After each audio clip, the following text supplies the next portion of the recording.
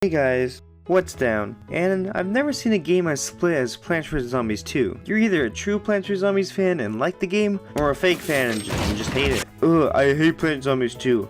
It ruined my childhood because microtransactions and money and blah blah blah. I hate it. You can't have a Plants vs Zombies game without the plants. So in this video I've decided to rank every single plant.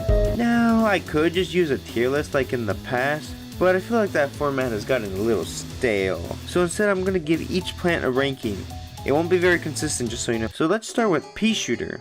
This is going to sound funny, but Pea Shooter is almost immediately power crept in this game. The second I get Cabbage Pulp, I stop using it. But you know, in the end of the day, there's still worse plants, so I'll give it a mid ranking. Speaking of Cabbage Pulp, he also gets power crept in less than one world, until we get Bloomerang. I only ever use this instead of Pea Shooter because of, you know, Graves, mid-ranking. Sunflower. If this was Plants vs Zombies 1, I'd give it the I'm forced to use it, therefore good ranking. But not in this game. Still good. I'll place her in the good sun producer tier. Walnut.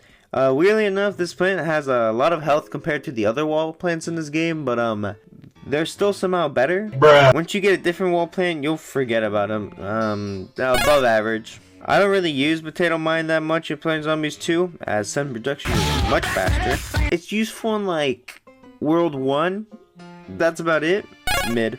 Boomerang, it's a pretty good plant, but it also gets power crept after like 2 worlds. But for those first couple of worlds, it's pretty useful. Above average. Iceberg Lettuce. I personally don't use Iceberg Lettuce that often. I mean, it's pretty useful against Explorer Zombies. The best part about it is probably the plant food ability, basically an ice shroom. Yeah! And then there's the fact that if you use it in Frostbite Caves, it only slows them down. I don't know why this happens, I guess because they're wearing a sweater in Frostbite Caves. But, you know, its best attribute comes from the plant food, so I'm gonna give it a carried by plant food ranking. Grape Buster is a plant you can use in about 3 worlds. It would be F or trash tier, but it does cost 0 suns, so I'm gonna give it an okay ranking. Bong Choy is literally the definition of power crept. Ooh. I quite literally stopped using this plant after World 1. But its plant food is really good, so I'm also going to give it a carried by plant food ranking. Twin Sunflower. I'm gonna be real. This sun producer kinda sucks, at least compared to the other sun producers. I'm giving it a below average sun producer. Snow Pea. I'm gonna give this plant a this plant exists ranking, aka plants that, you know, exist. Except we got the squash. This plant exists alright. Jalapeno. Well, this plant definitely exists alright. Torchwood. Bro, what is this plant even about? It's an enhancer, defense. It even has what I call a dying quirk. A term I use for an overused mechanic with plants where if they die, they do something special. Dying quirks are always done in like fan games where they're trying to give plants way more mechanics than they need. And a dying quirk is just a really easy mechanic to add. Anyway, he'll get the pop cap is on cracked here. Kernel Pole. Kernel Pole is actually a pretty good plant if you use him right. People say he's bad because he's too inconsistent. Well, that's because you're supposed to combo him with like Cabbage Pole or a different plant. This way, the damage they deal is consistently medium with a chance of stunning. People who use Kernel Poles by themselves are just gambling idiots. Snapdragon. Carried by plant food tier. Coconut Cannon. Mid. I like that minigame though. I'd always use it to grind for money. Till they stopped letting you. Sure, Popcap. Spikeweed. It's a fine plant, pretty weak, but it does pop barrels. I'm gonna be real, this plant is below average. I'm sorry, creeps. Spring Bean. This is probably the most dunked on plant, but it's pretty good in World 2. Now outside of this world, yeah, it's pretty bad, so I'm gonna give it a situational ranking. Spike Rock. It is spikeweed, but good. I don't know what else to tell you. High ranking. Cherry Bomb. The Cherry Bomb is a good plant in Plants vs Zombies 1, but still reliable plant. High ranking. Power Lily. Carried by plant food. See what I did there? Split Pea. Ah yes, the plant designed to counter that one zombie at the beginning of World 3. It's not even a situational plant, it just kinda sucks. Chili Bean. This plant exists alright. Tall Nut. I'm gonna be honest, I never use Tall Nut because Tall Nut's gimmick works on like 2 zombies with everyone else not even obeying its logic. I mean, it has a lot of health, I guess. Below average. Electric Weed. Can someone else name a plant that's more fucking overrated? Mid tier. Melon Pulp. Strong plant. Winter Melon. Stronger plant. Hot Potato. I'm forced to use it, therefore it's good. Pepper Pole. Let's see. Decent price, good damage, splash damage, and it can heat up plants. Oh, that sounds pretty good. Oh wait, it takes years to recharge. Oh, thank you PopCap for adding that, or this plant would have been broken. Easy fixed here. Stunyon, because we can't use iceberg lettuce, I guess. Still a good plant though, above average. Charguard, that's why he's the GOAT! The GOAT! High tier. Rutabaga. I like this plant. Hurricane, correct me if I'm wrong, but Hurricane is the original Gemium plant, right? No! It's pretty good too. High tier.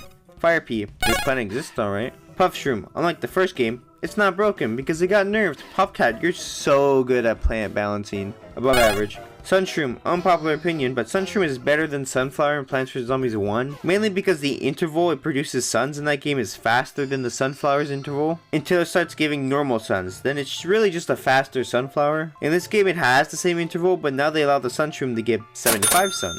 Basically the same, but you know, more noticeable. It gets a top sun producer ranking. Fume Shroom. This is basically just a weak man's laser beam, but it's cheaper. I would give this plant it exists alright ranking, but I think it's more fitting to give it a carried by plant food ranking, because its plant food is really good, saving grace in those Gargantuar levels. Sunbeam. Give Sunbeam a chance though. Take some time to try it out. You'll enjoy it. Don't lie to me. Yeah, I don't know anyone who uses Sunbeam outside of Dark Ages unless it's a very niche challenge. Below average tier. Magnet Shroom. It's like Blover in the first game, unnecessarily niche. There are many things that it really should counter in this game but just don't. There's no way they thought, yes, it'll be able to counter the punk zombies, but nah, I won't be able to take away MC's microphone. I remember telling someone, why would it not be able to steal the mic? And they said, because the game said no.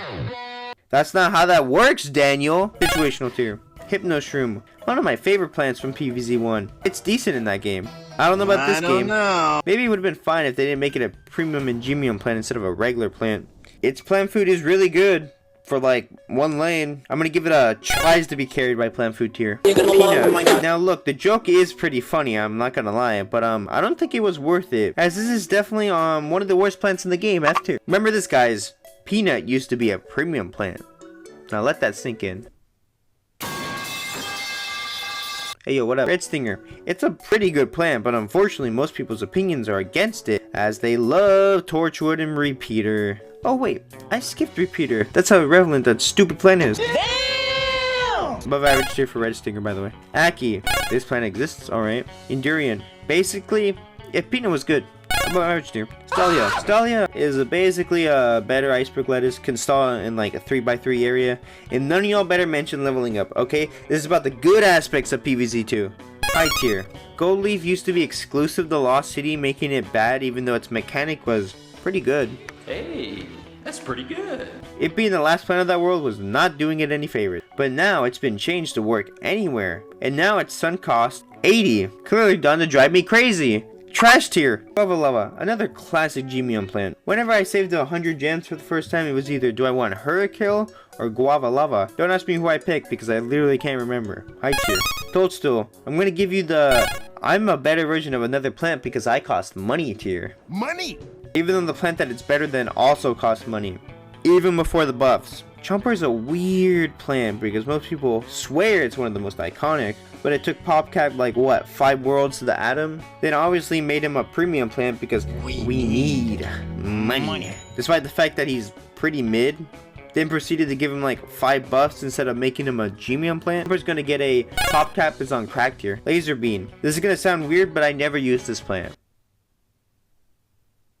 High tier. Blover is like Magnet Shroom in the first game. No longer niche and can counter a lot of zombies. I feel like I just got deja vu. Broken tier. Citron. Pretty strong plant, but its main selling point is that plant food. Carried by plant food tier. EM Peach. You already know it. Situational tier. Infinite. As a kid, I don't think I understood how this plant worked. I was just focused on that plant food. Carried by plant food tier. What? Magnifying Grass. Sun. Equal damage. Carried by plant. Tail Turnip is the most meta plant. You gotta use some big brain setups for some specific plants and, you know, other stuff, you know, big payoff stuff. You're either into that or you're not. Personally, I'm pretty neutral on this plant. Meta tier. Starfruit. This plant exists, alright. Fat Bee. Unfortunately, Fat Bee is mid, even though I love the concept of this plant. It has a really cool design and for a really cool world. Justice for Fat Bee. Mid tier. Celery Stalker. This plant exists, alright. Time Warp. Am I the only one who didn't understand why this plant used to be exclusive to this world? I mean, I didn't disagree with it. It's just I was curious about the reasoning. Music tier. Garlic. Now, PopCap looked at a world primarily consisting of insta-kill zombies and thought, you know, this would be the perfect world to introduce garlic. Below average tier. Intensive carrot. Never seen a plant so hated for like no reason. Alright, actually, considering what I just said, I'll bump it up to E. You got lucky, pal.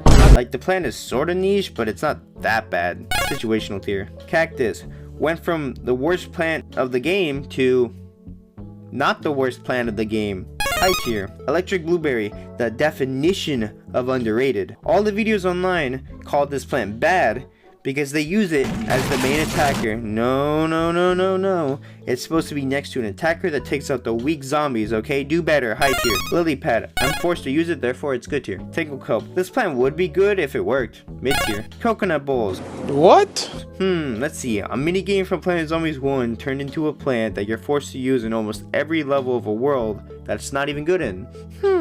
I wonder what the consensus on this plant is. Literally the only thing we're missing is fishermen and being forced to use bowling balls. I'm sure this plant is good. It's just in a bad spot. I mean, I wouldn't use it, but still. Above average tier. Guacadale is kind of weird. It's kind of a weird plant as it shoots and then runs when touched. So a dying quirk. To be fair, it's not technically being eaten, it's just running away. Banana launcher. It's a good plant because it does a lot of damage and costs a lot of sun. So yeah, high tier. Do I use it though? No, I'm too busy using mistletoe. Yeah, I know she's the same, except her projectile is also chill. I like it! Then we got Jurassic March, which contains some of the strongest plants in the game, starting off with Perfume Shroom. That's what I'm talking about. Woo! Woo! I'm just kidding. Situational tier. Primal Pea Shooter. Really good plant, especially if you plant a lot of them. So much so that the only original zombie of this world is to counter this plant. Usually the plants counter the zombies, but this plant was so good they really added a zombie to counter it. Primal Sunflower is really good, but I still prefer Sun Shroom, but they're basically the same, so top Sun Producer tier. Primal Walnut. As you would guess, this gets the best defensive plant ranking. Primal Potato Mine. The most balanced plant in the game.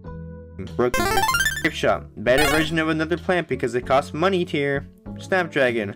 Better version of another plant because it costs money tier. Moonflower. This is a goated plant. Not only if you place 4 of them, you have a really good sun field already, but they also buff the shadow plants. And she would also collaborate with a table? I know most of y'all wouldn't agree, but I don't give a fuck. Best sun producer tier. Nightshade is really just a good pea shooter and a decent showing of the shadow plant's abilities. I do think it's weird that when not powered, it does way too much damage. Yeah, high tier. Shroom is a really good plant, especially when you use some garlic and moonflower combos. You can get some really good results. Above average tier. Dustclobber.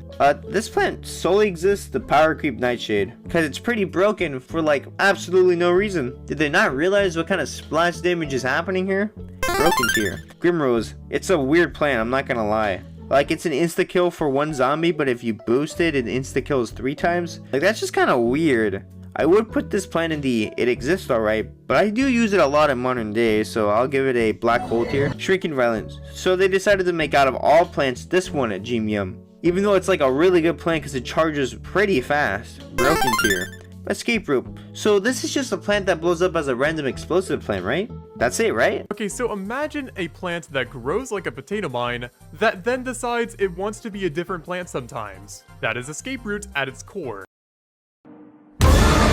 Homing Missile. Weak Man's Cattail. I won't forgive that. You know, it gets a black hole tier. Ghost Pepper. It's a really good plant, especially in Big White Beach. I guess it does have a dying quirk, but it's the OG, so we'll let it slide. Splodona. Now would you look at that? They made a whole plant of dying quirk.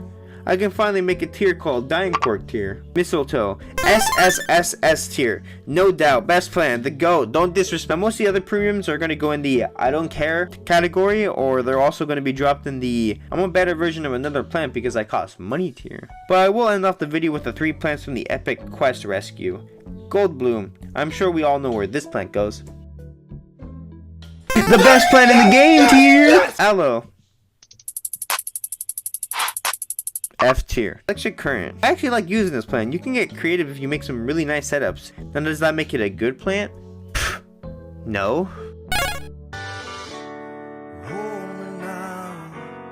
I'm 6 feet from the edge. And that's every plant in Plants vs. Zombies 2 ranked. Now I know what you're asking. Will I do a sequel with the Cediums? And to that I say, no.